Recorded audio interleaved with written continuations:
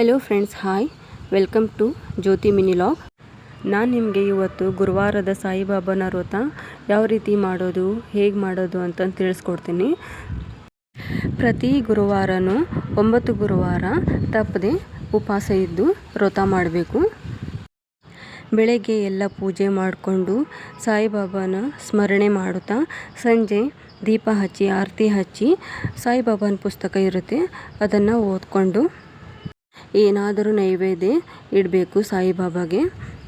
ಸಾಯಿಬಾಬಾಗೆ ಪ್ರಿಯಕರವಾದದ್ದು ಕಲ್ಸಕ್ರಿ, biscuit, ಆನಂತರ puliyogare. So ನಾವು ಕೂಡ ಅದನ್ನೇ ಇಡ್ತೇವೆ.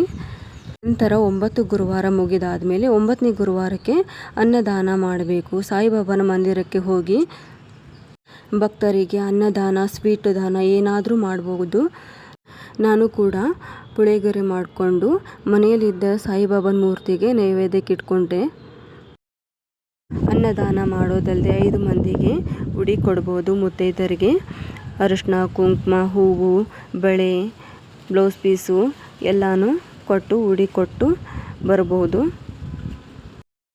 ನಿಮ್ಮ ಭಕ್ತಿಗೆ ಏನೆಲ್ಲ ದಾನ ಮಾಡಬೇಕು ಅದನ್ನೆಲ್ಲ ಮಾಡ್ಬೋದು. ಈ ವ್ರತ ಮಾಡುವ ವಿಧಾನ ತುಂಬ ಸಿಂಪಲ್ ಆಗಿದೆ. ಯಾರಾದರೂ ಮಾಡ್ಬೋದು, ಹುಡುಗಿಯರಾದರೂ ಮಾಡ್ಬೋದು, ಹುಡುಗರಾದರೂ ಮಾಡ್ಬೋದು ಈ ವ್ರತ ಮಾಡೋಕ್ಕೆ ಮೂರ್ತಿನೇ ಬೇಕಂತ ಏನಿಲ್ಲ. ಮೂರ್ತಿ ಇಲ್ಲ ಅಂದರೂ ಪರವಾಗಿಲ್ಲ, ಫೋಟೋ ಇದ್ರೂ ಸಾಕು ವ್ರತ ಮಾಡೋಕ್ಕೆ. ನಾನು ನಂತರ ಪುಳಿಯೋಗರೆನೇ ಎಲ್ಲನೂ ಕಲಿಸ್ಕೊಂಡು ಡಬ್ಬಿಗೆ ಸರ್ವ್ ಮಾಡಿಕೊಂಡೆ. ನೋಡ್ತಾ ಇರ್ಬೋದು ನೀವು ಯಾವ ಥರ ಮಾಡ್ಕೊಂಡೆ. ಮಸಾಲ ಮೊದಲೇ ಮಾಡಿಟ್ಕೊಂಡಿದ್ದೆ ನಾನು. ಸಂಜೆ ಹೊತ್ತಿಗೆ ಇದನ್ನ ಕೊಡೋದು. ಇಲ್ಲೇ ನಮ್ಮ ಹಾವೇರಿಯಲ್ಲಿ ಹತ್ತಿರ ಮಂದಿರ ಇದೆ, ಸಾಯಿಬಾಬಾನ ಮಂದಿರ ಇದೆ, ಅಲ್ಲೇ ಹೋಗಿ ಕೊಡೋದು ನಾನೀಗ.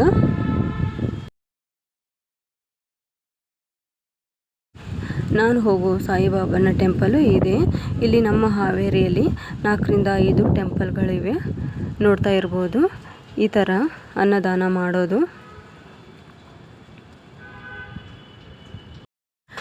ಭಕ್ತರು ತುಂಬ ಇದ್ದಾರೆ, ಸಾಯಿಬಾಬಾನ ಭಕ್ತರು ಅಂತೂ ಎಲ್ಲರೂ ಇದ್ದಾರೆ.